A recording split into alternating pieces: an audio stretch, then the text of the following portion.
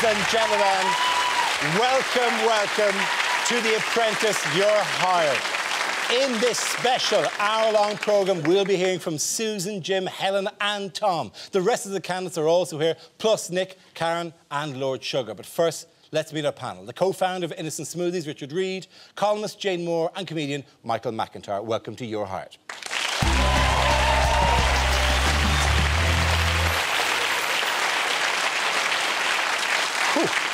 We have so much to get through after the carnage wrought by Lord Sugar's interview panel. And first up tonight, well, even the promise of £1 million profit in the first year couldn't save Susan from being shown the door. Susan, whilst it's always been my intention one day to get into the cosmetics industry, I'm going to have to say that, Susan, this time it's not going to happen. So, Susan, I'm afraid to say you're fired. Thank you, Lord Sugar.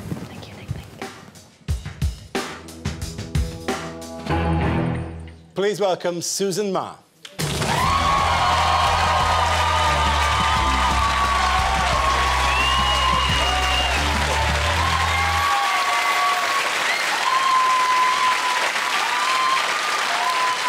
Hey, how are you? I'm very good, thank you, Darren. Congratulations. Congratulations on getting this far. Commiserations on not going a tiny bit further. Are you disappointed?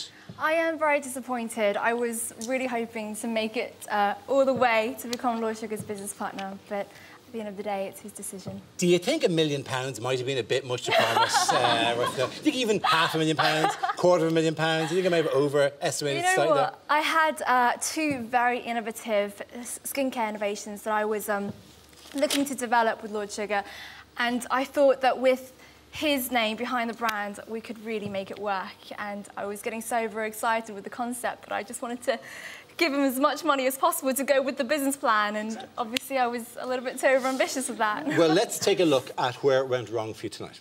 She is, I think, what one would call an entrepreneur. While you were doing your degree, you made quite a bit of money running your own business. To have done what you've done, I think, is commendable.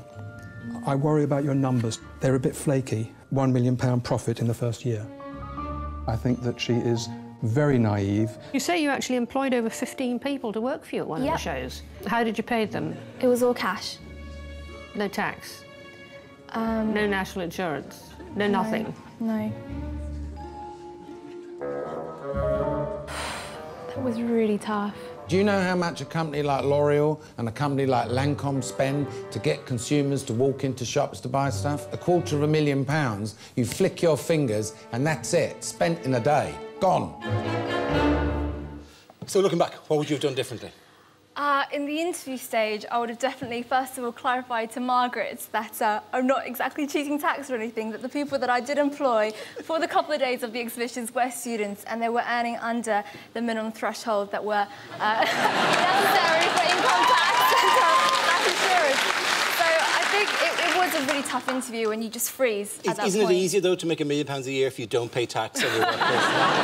I wish it was that easy, but not in this country. OK, what did you think? Richard, as a business proposal? Oh, I thought you did really well, and you had an idea that everyone understood. I'm not sure we could say the same for some of the others. I mean, I'd love to employ you like a shot, but you don't need employing. You're so clearly an entrepreneur. I mean, what I thought was fascinating, you said you did work at a market stall and you realised you could do it. You took that risk and went for it. So you don't need a job. You're going to be making your own and making jobs for many other people too. So it was a very exciting prospect.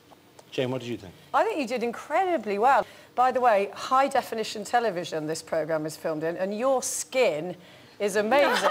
So whatever your product is, I would dive into it, and you are the best advert for it. So what I would say to you is sell yourself as well as your product as the sort of the living example of how good it is. Yes, I think you're a better face for skincare than maybe Lord Sugar is, so I'll put you on the front. I presume that wasn't what you wanted him to do. It wasn't going to be Lord Sugar just going, when I use skincare, Moisturising himself. I think it would have made for a decent after. Mr. Trick there, amazing skin, just saying.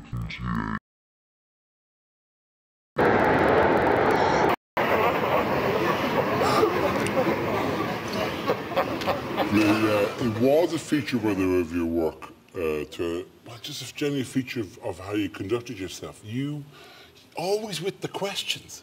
Always with the questions. You did ask some very odd questions, I thought. Are the French eco-friendly? Do the French go camping? Do a lot of people drive in France? I don't think you need to go to France to know the answer to those questions, do you? Are the French very fond of their children? And that really is beyond stupid. Because the thing is, your story, your backstory, and we'll touch on this again, you were born in Shanghai? Yes, then lived in Australia. I did, then you moved here. You're by some distance the most cosmopolitan, well-travelled, you're multicultural. You're the definition of multiculturalism. So what's your problem with the French? How did you miss? You've seen that. Presumably the Chinese, the Australians, and the English all love their children. Why do you presume that just that small body of water away that they're just banging them all over? I'm not buying you a chair and a bag. Get your own chair and a bag. No, I was just brainstorming to myself and just completely talking to myself. I think Zoe just completely ignored me, actually. She thought I was just crazy. But, you know, it was those stupid questions that actually led me to choose the 2 products that went on to break an Apprentice record. So perhaps not too daft. Very good, very smart.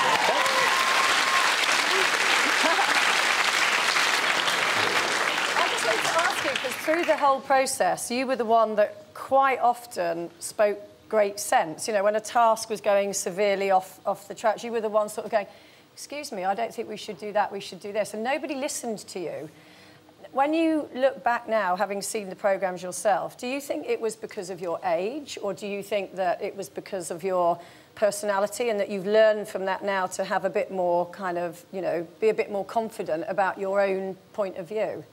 Yeah, I think in the beginning I was very wary of the fact that everyone else had a lot more experience than me in a corporate environment, and I probably wasn't going to be taken very seriously. And because I was aware of that concept, I automatically backed down whenever someone said, "You're wrong, we don't trust you." But then after, I think the turning point was when Jim called me a mouse in the boardroom. I was absolutely fuming, and I made sure that he never could call me that again. So actually after that point, I made sure that every single idea I had that I thought was right, I just sort of bulldozed across, didn't care what anyone else thought. No, but as much as that, more than that, there were moments of great insight. You spent 170 quid, approximately. Yeah. Okay, and I gave you 250. We had £91 left over. We had £250 to spend. We could still buy stuff right now. If I wanted you to go and spend 170, I would have given you 170. Zoe's thought of a good one. Hip replacements. I'm just thinking, is that a bit of a sensitive topic? No. It is bad. If anybody cottoned onto the business task here on day one, it was Susan. 150 flat rate. If it was me, I would just do it for free. You would have got the furniture pitch had you just offered 50 quid, for example, because the other team got it for nothing. So I'm not an idiot.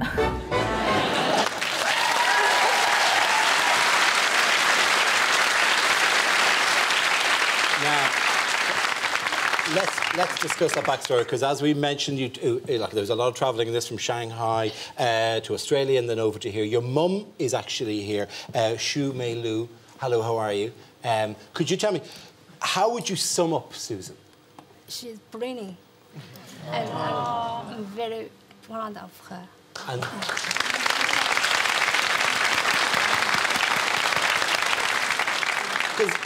you've had to work. I mean, the two of you have had to work your way up to where you are. I mean, your mum is in the market in Greenwich as well, isn't she? She is. My mum is an incredible woman. And coming here to the UK with pretty much no grasp of English, with a 12-year-old daughter, cannot be easy.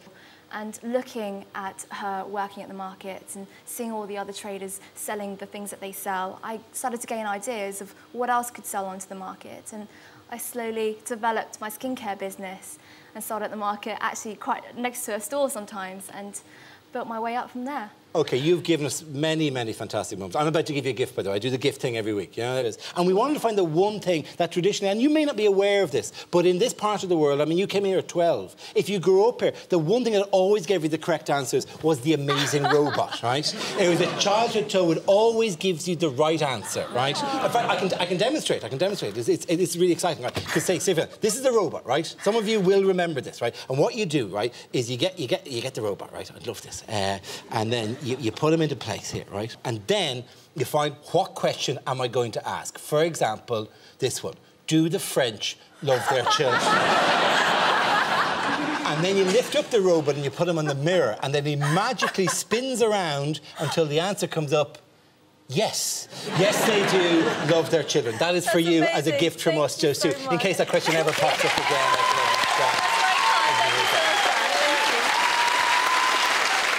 Susan, you made it to the final, and here are your highlights. Oh my God. Oh my God. Oh my God. Oh my God! Lift her up, jump!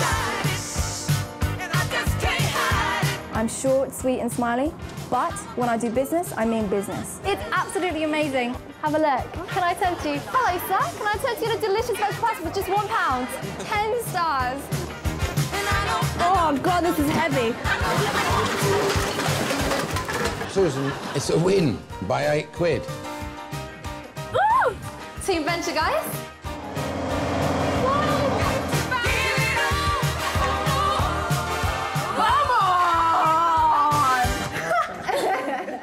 Ladies and gentlemen, Susan Ma.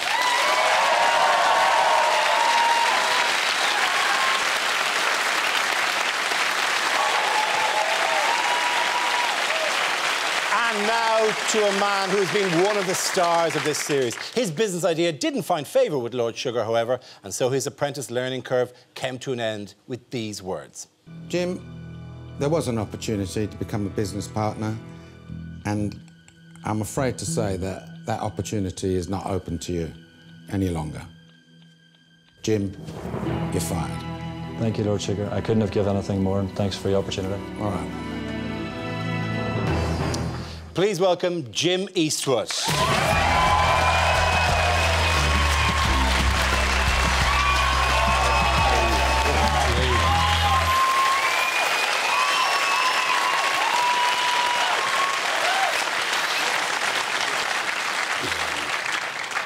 Why don't you do the talking here, to be honest?